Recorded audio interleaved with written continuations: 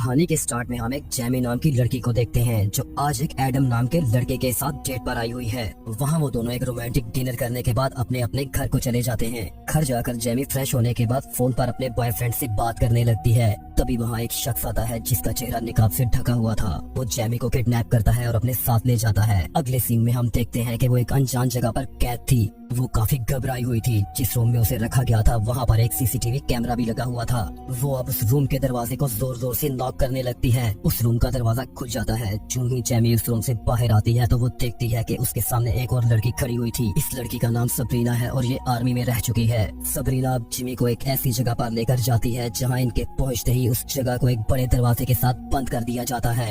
ये सब देखकर जिमी बहुत डर जाती है। अब वो उस दरवाजे को जाकर जोर जोर से नॉक करने लगती है। वो अब सबरीना को कहती है कि ये सब क्या हो रहा है, प्लीज मुझे बताओ और मुझे यहाँ से निकालो। सबरीना जिमी को कहती है कि हो सके तो मुझे माफ कर देना और उस पर अटैक कर देती है। वहाँ एक कैमरा भी लगा हुआ था जो इन दोनों की फाइट को रिकॉर्ड कर रहा था। जिमी अब सबरीना से पूछती है कि तुम ऐसा क्यों कर रही हो। सबरीना उसे कहती है कि हम दोनों के पास लड़ने के सिवा कोई ऑप्शन नहीं है और यहाँ हम दोनों में से सिर्फ एक ही जिंदा रहेगा। जिमी खुद को बचाने की बहुत कोशिश करती है लेकिन सबरीना उसे जान से मार देती है। सबरीना उसे मारने के बाद मुसलसल रो रही थी। वो इस सबसे बिल्कुल भी खुश नहीं थी। वो अब रोती हुई कैमरे के सामने आती है और चिल्ला कर कहती है कि मुझे और कितने लोगों की जान लेनी होगी, अब तो इस खेल को बंद कर दो। अगले सीन में हम एक शख्स जोसेफ को देखते हैं जो अपनी वाइफ एलिजाबेथ के साथ होता है। असल में जोसेफ लड़कियों को किडनैप करता है और अंडरग्राउंड उनकी फाइट के टूर्नामेंट करवाता है और इस फाइट का नाम डेथ फाइट है, जिसकी एक झलक आप थोड़ी देर पहले देख चुके हैं। ये फाइट बड़े बड़े बिजनेसमैन कैमरे पर लाइव देखते हैं जिससे जोसेफ बहुत ज्यादा पैसा कमाता है। इसके बाद हम सबरीना को देखते हैं जो अपनी बेटी को याद करते हुए रो रही होती है क्योंकि उसकी बेटी जोसेफ के पास कैद होती है। अगर सबरीना जैमी को ना मारती और इस फाइट से इनकार करती तो जोसेफ उसकी बेटी को मार देता। यही वजह है कि जोसेफ की कैद में मौजूद सभी लड़कियां फाइट करने पर मजबूर हैं। जोसेफ अब स्क्रीन पर पिछली फाइट का रिजल्ट अनाउंस करता है। वो आज के विनर्स को मुबारक देता है और कहता है कि तुम लोगों की जीत की वजह से आज तुम्हारी फैमिलीज भी जिंदा हैं, क्योंकि जो लोग भी इस फाइट में हार जाते हैं जोसेफ उनकी फैमिलीज को भी मार देता है। जोसेफ इस अनाउंसमेंट के बाद फिर से अपनी गेम को कंटिन्यू करता है और नेक्स्ट फाइट के लिए वो भेजता है डी और फीबी को।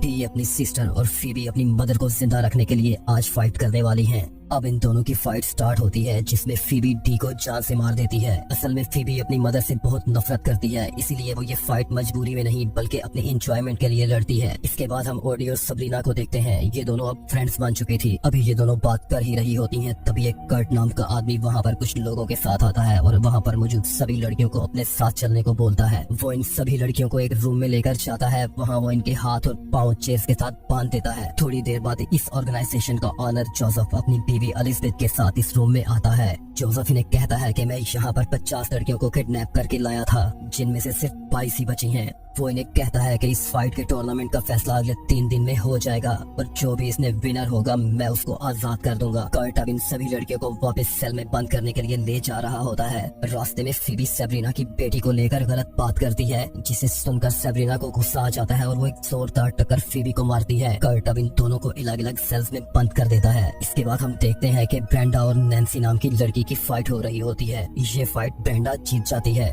दूसरी तरफ कोडी और सबरीना आपस में बैठकर बातें कर रही होती हैं। क्योंकि ये दोनों बहुत अच्छी दोस्त थी, इसलिए कोडी इसे कहती है कि अगर मेरी और तुम्हारी फाइट हो गई तो तुम क्या करोगी। ये सुनकर सबरीना चुप हो जाती है और कोई भी रिप्लाई नहीं करती। नेक्स्ट फाइट कोडी और मैरिसा की होती है। अब उन दोनों की फाइट स्टार्ट होती है। सबरीना चाहती थी कि कोडी ये फाइट जीत जाए। कोडी अब ये फाइट जीत जाती है और ये देखकर सबरीना सुकून का सांस लेती है क्योंकि अब कोडी की फैमिली सेफ थी। अब नेक्स्ट फाइट होने की अनाउंसमेंट होती है जो कि सबरीना और ग्लोरिया की थी। इन दोनों के दरमियान बहुत टफ फाइट होती है लेकिन फाइनली सबरीना ये फाइट जीत जाती है। इस फाइट के बाद सबरीना काफी थक चुकी थी और वो रेस्ट करना चाहती थी, लेकिन ऑर्गेनाइजेशन के लोग फिर से एक बार सबरीना की फाइट अनाउंस करते हैं और इस बार इसकी फाइट एलेक्स नाम की लड़की के साथ थी। सबरीना बहुत थकी हुई थी, पर अगर वो इस फाइट को लड़ने से इनकार करती है तो वो लोग इसकी बेटी को मार देंगे। सबरीना की अब इस लड़की के साथ फाइट स्टार्ट होती है। वहाँ दूसरी तरफ एक और फाइट हो रही होती है जिसमें एक लड़की दूसरी लड़की की आंखों को नोच डालती है। यहाँ हर कोई खुद को और अपने फैमिली मेंबर्स को बचाना चाहता था।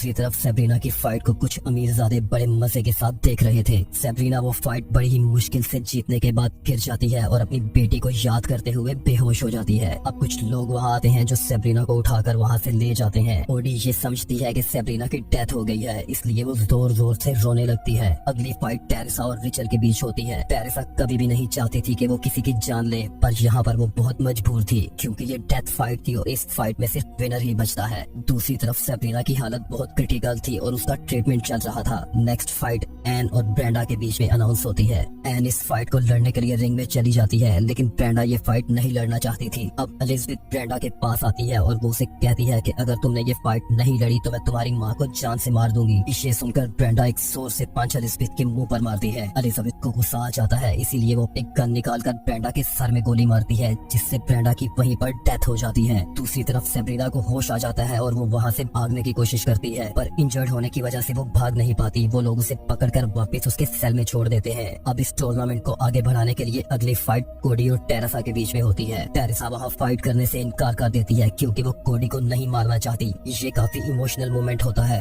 सेब्रीना भी इन दोनों को स्क्रीन पर देख रही थी।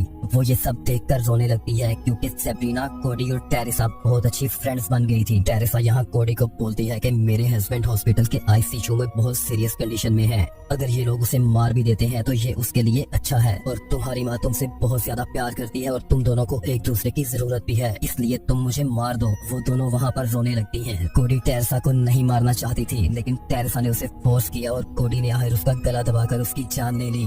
सेब्रीना ये सब कुछ देखकर रोने लगती है। अगली फाइट कोडी और फीबी के बीच में थी। फीबी जब फाइट के लिए जा रही होती है तो रास्ते में वो सेब्रीना को कहती है कि मैं तुम्हारी दोस्त कोडी को बहुत भयानक तरीके से मारूंगी। अब दोनों के बीच फाइट स्टार्ट होती है और फीबी वहाँ पर कोडी को बहुत बुरी तरह पीटने लगती है। सेब्रीना के लिए ये सब कुछ बर्दाश्त करना बहुत ही मुश्किल था, इसीलिए वो ऑर्गेनाइजेशन से रिक्वेस्ट करती है कि मैं फीबी से लड़ना चाहती हूँ। कर्ट अब सेब्रीना के पास आता है और उसे कहता है कि चाहे तुम जीतो या हारो, हम तुम्हारी बेटी को नहीं छोड़ेंगे। अब हम देखते हैं कि फीबी और सेब्रीना के बीच फाइट अनाउंस होती है। सेब्रीना को कोडी की वजह से फीबी के ऊपर बहुत गुस्सा था, इसीलिए वो सेल में जाते ही फीबी के ऊपर एक जोरदार अटैक करती है और बहुत ही बेरहमी के साथ फीबी की जान ले लेती है। सेब्रीना को लगता था कि सब कुछ खत्म हो चुका है, लेकिन तभी जोसेफ इजाबेल के साथ सेब्रीना की फाइट अनाउंस करता है। असल में इजाबेल को ब्रेंडा की जगह पर रिप्लेस किया गया था क्योंकि ब्रेंडा ने फाइट करने से इनकार कर दिया था और एलिजाबेथ ने उसको जान से मार डाला था। इजाबेल एक बॉडी बिल्डर है जो अपने हस्बैंड के साथ एक जिम ऑपरेट करती है। सेब्रीना भी आर्मी में रह चुकी है और इजाबेल भी एक एथलीट है। ये दोनों अब फाइट स्टार्ट करती हैं। फाइट के दौरान ही ये दोनों एक प्लान करती हैं। तभी सेब्रीना वहाँ पर मरने का नाटक करती है। ऑर्गेनाइजेशन के लोग सेब्रीना की बॉडी को उठाकर उसी रूम में ले जाते हैं जहाँ पर सब लड़कियों की बॉडीज को रखा गया था। वहाँ इजाबेल को कर्ट एक चेयर के साथ बांध देता है। वहाँ जोसेफ अपनी वाइफ के साथ कर्ट का इस टूर्नामेंट में एंड तक साथ देने के लिए शुक्रिया अदा करता है और उसे वहाँ से जाने को बोलता है। दूसरी तरफ एक डॉक्टर सेब्रीना की बॉडी का पोस्टमार्टम करने के लिए आता है। सेब्रीना वहाँ उस डॉक्टर की जान ले लेती है।